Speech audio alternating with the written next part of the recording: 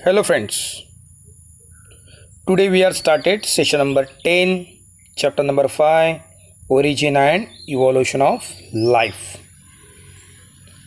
So now in this session, for the evidences of organic evolution, we are studied the second evidences of organic evolution, evidences of comparatively anatomy.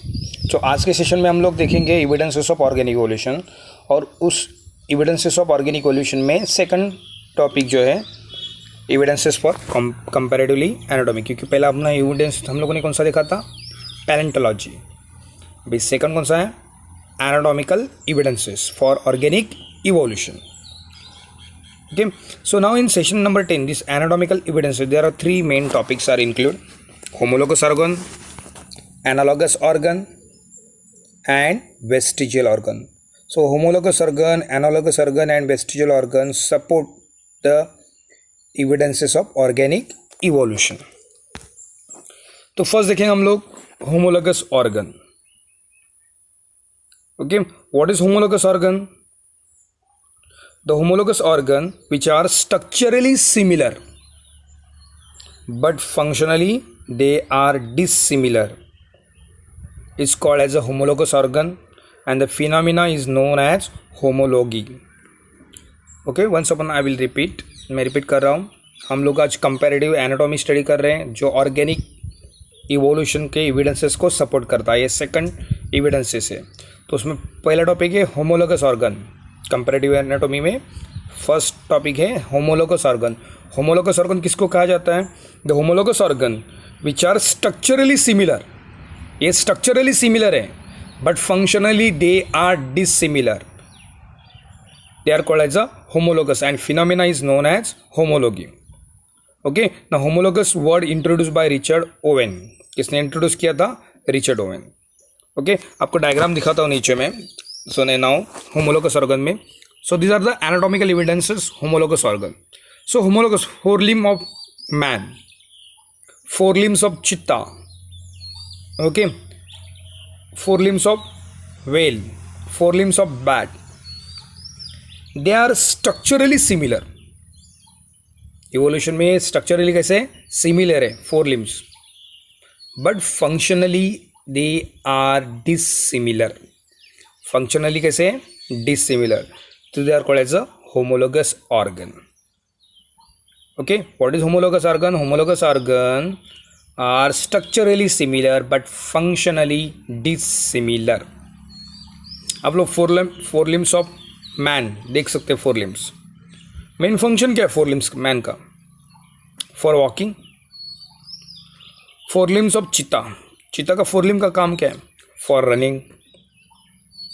Okay, four limbs of whale main function क्या है? Swimming. Four limbs of bat structure similar है मगर function क्या है इसका? Flying. Means these organs are structurally similar, structure सबका similar है, similar origin है उनका, but they perform different function. Different function ये क्या आप लोग प्रोवाइड करता है? Organic evolution. अपना जो इवोल्यूशन हुआ है वो कॉमन एंसेस्टर से ही हुआ है, और जो ऑर्गन्स डेवलप हुए अपने में वो एक ही ओरिजिन प्लेन से, मगर उनका फंक्शन अलग अलग है. So these are the first evidences. So four limbs of man, four limbs of cheetah, four limbs of whale, four limbs of bat, they are structurally similar but they are functionally dissimilar. These are called as a homologous and the phenomena is called as a homology. Okay, ये हो गया आपका anatomical evidence homologous organ. और homologous organ के बारे में किसने first introduce किया था word homologous? Richard Owen. Richard Owen. तो यहाँ पे देखो मैंने एग्जांपल यहाँ पे भी दिया है. लिम्ब स्ट्रक्चर ऑफ वर्टिब्रेट्स, तो four limbs of frogs, wings of birds, wings of bat, seal, flippers of whale and arms of the man constructed on the same general plan. सब कंस्ट्रक्ट कैसे हुए? Same general plan but perform different function. उनका जो construction हुआ है on the same general plan, एक ही plan से डेवलप हुआ है, एक सेम जनरल प्लान से डेवलप हुआ है, but all they perform different function. So these are called as a homologous organ. Now next topic पे हम लोग जाते हैं, homologous organ. Now next one is the analogous organ. So what is analogous organ? The analogous organs are structurally dissimilar but functionally they are similar. They are developed totally from the different plant से develop. Homologous कैसे हुए? Same plan से develop हुए, but analogous organ develop from the different plan. So what is analogous organ?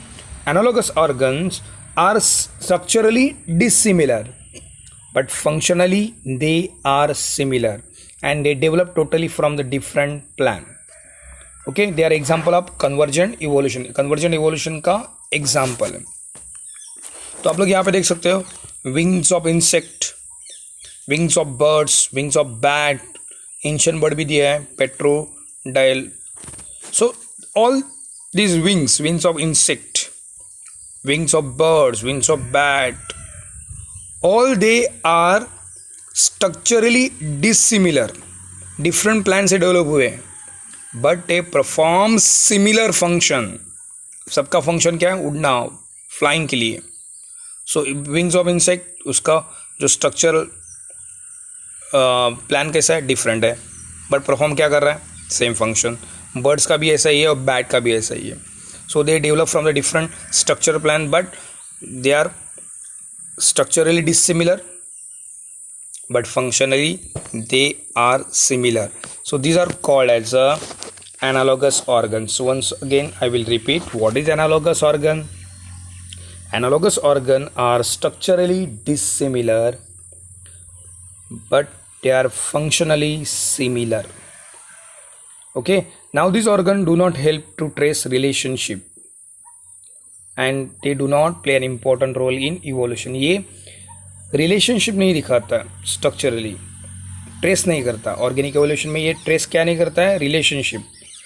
Hence they do not have significant role in evolution. इसमें evolution का इनका कुछ role नहीं है क्योंकि ये कुछ भी ट्रेस नहीं करते रिलेशनशिप में. Okay, and they lead to convergent evolution. Convergent evolution means in different organisms structure modification is occurred due to the similar habitat. Convergent evolution means what? What is meant by convergent evolution? In different organism structural modification in an organ due to the similar habitat. जो structural modification हुआ है सब में, जो wings develop हुए हैं वो क्यों develop हुए? Similar habitat की वजह से. Similar habitat क्या है? उनकी उड़ने की आदत. ओके, ये कन्वर्जेंट डाइवर्जेंट दिखाता है. सिमिलर हैबिटेट होने की वजह से they are develop a structural similar wing structures. Okay, मगर ये ट्रेस नहीं करता रिलेशनशिप, कोई भी ट्रेस नहीं करता, इसलिए इवोल्यूशन में इसका इंपॉर्टेंट रोल नहीं है because it show a convergent evolution. मगर होमोलोगस ऑर्गन का ऐसा नहीं है, वो कन्वर्जेंट इवोल्यूशन नहीं दिखाता है, इट डाइवर्जेंट इवोल्यूशन को दिखाता है. Divergent evolution. Homologous organ divergent evolution और एनालॉगस ऑर्गन्स क्या दिखाता है? Convergent evolution. तो डाइवर्जेंट इवोल्यूशन अपने को ट्रेस करता है रिलेशनशिप हर एक ऑर्गेनिज्म का किसके साथ किसका है.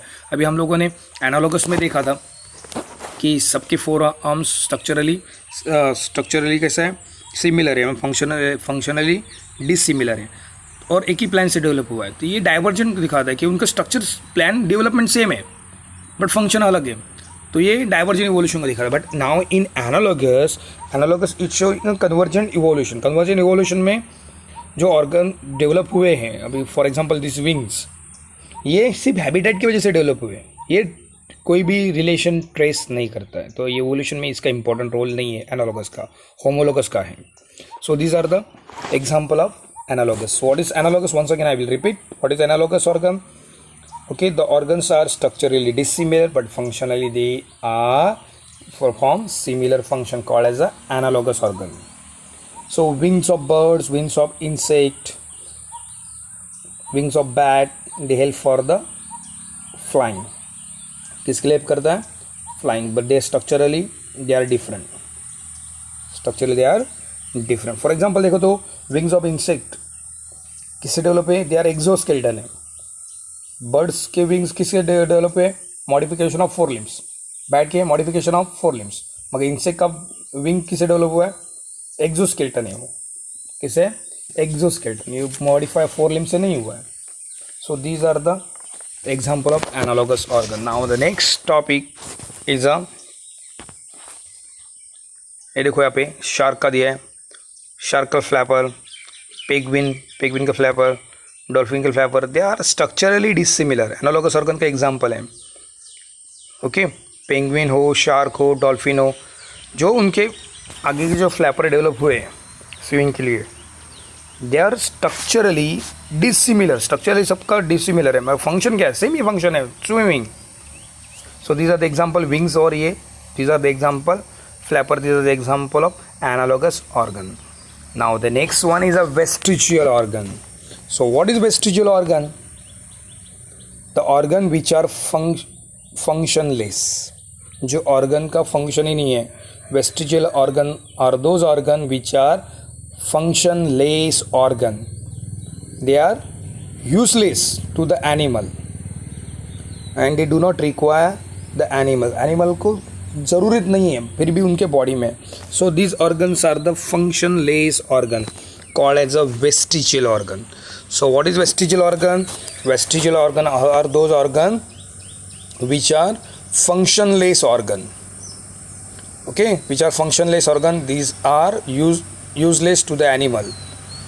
Okay, that they are believed to be fully formed and function. पहले in their rudimentary remains, ये ऑर्गन कैसे थे, पहले फंक्शनल थे, मगर nowadays they are functionless, useless है.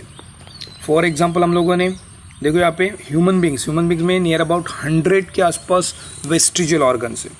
तो वंस अगेन मैं रिपीट कर रहा हूँ, what is vestigial organ? Vestigial organs are the functionless organ, that is these are useless to the animal, hence their presence is not required, but they exist before degenerate and disappear in the process of evolution. पहले वो exist थे, पहले काम में आते थे, मगर जैसे evolution trends develop होते गया, they become useless organ. Okay, so now they are well developed and functional in ancestor. ये organ जो vestigial organ है, अभी जो useless है, they are well developed and functional in ancestor. ancestor में वो डेवलप भी अच्छे थे और फंक्शनल भी थे. ओके, ह्यूमन बीइंग में मैंने कितना आपको बताया, एक नीचे एग्जांपल है vestigial organ, wings of birds like kiwi and ostrich. Kiwi और ऑस्ट्रिच क्या है, फ्लाइटलेस बर्ड्स हैं, मगर उनको भी विंग्स हैं. तो अभी उनके विंग्स क्या हुए, वेस्टिजियल ऑर्गन, क्योंकि वो रनिंग बर्ड्स है, उड़ने वाले बर्ड नहीं है, दे आर फास्ट रनर. तो wings of kiwis and wings of ostrich are the example of vestigial structure. उनके क्या स्ट्रक्चर है, vestigial. So now in human being, आप लोग ह्यूमन बींग में देख सकते हैं यहाँ पे अपना कैनाइन टीथ जो है, कैनाइन टीथ वेस्टिजियल है. अभी हम लोग कच्चा मांस नहीं खाते फाड़ के. ऐसे निक्टेडाइन मेम्ब्रेन, जो वाइट निक्टेडाइन मेम्ब्रेन है, दूसरे एनिमल में क्या करता है, वो निक्टेडाइन मेम्ब्रेन पूरे आँखें पानी में आँखों को पूरा ढक लेता है, वो प्रोटेक्ट करता है. ओके, एक्सटर्नल पिन्ना में जो मसल्स हैं वो दूसरे एनिमल को काम में आते हैं दूर से सुनने के लिए. ह्यूमन बींग्स में कुछ भी वेस्टिजियल है. नाउ द एब्डोमिनल मसल्स रेंगने वाले एनिमल में रहते हैं, मगर ह्यूमन बींग में स्टिल दे आर प्रेजेंट. वर्मी कोकेक्स जो है वो क्या है, टेलबोन है. टेलबोन आपको काम नहीं है, अपने को टेल ही नहीं है तो कुछ काम का नहीं है. दूसरा वर्मी फॉर्म अपेंडिक्स पहले अपने एंसेस्टर थे, उनमें वो फंक्शनल था क्योंकि वो कच्चा मांस खाते, वो कच्चा मांस हजम करने के लिए अपेंडिक्स की ज़रूरत थी. मगर हम लोग जब से कुकिंग स्टार्ट किया है अपनी इवोल्यूशन ट्रेंड में, हम लोगों ने कुकिंग का जब से प्रयोग करने लगे ह्यूमन बीइंग एंसेस्टर आवर, तब से वो क्या हो गया, functionless. So now in human being the Wiedersheim recorded as many 100 vestigial organ in man. Wiedersheim जो है साइंटिस्ट, उन्होंने 100 वेस्टिजियल ऑर्गन ह्यूमन बींग्स में ढूंढ के निकाले अभी तक. Okay, so these are the vestigial organ in human being. Okay, देखो यहाँ पे नीचे एग्जांपल दिया है, the muscle containing movement of the pinna in man are small useless है. जो मसल्स है कहाँ पे, पिन्ना के एक्सटर्नल, वर्मीपोर अपेंडिक्स, ये भी क्या है, वेस्टिजियल ऑर्गन्स है. So these are the example of vestigial organ. Wisdom teeth, molar, ये all these are the example of vestigial organ. Okay, nictitating membrane जो भी है it is also vestigial. Coccyx है, टेलबोन है, it is also vestigial. So these are the example of vestigial organs. So once again I will repeat, what is vestigial organ? Vestigial organs are the useless rudimentary organs. Useless organ. They are functionless organ, but they are well developed and functionally are the ancestor, and these indicate the evolutionary line. So ये useless organ है, but our ancestor में कैसे थे? Very functional, structurally developed थे और functionally भी better थे. But nowadays they are completely useless organ, but they are present in our body, and these organs indicate an evolutionary line. So ये हुआ vestigial organ. तो आज के लिए इतना ही टॉपिक काफ़ी है. Okay, thank you.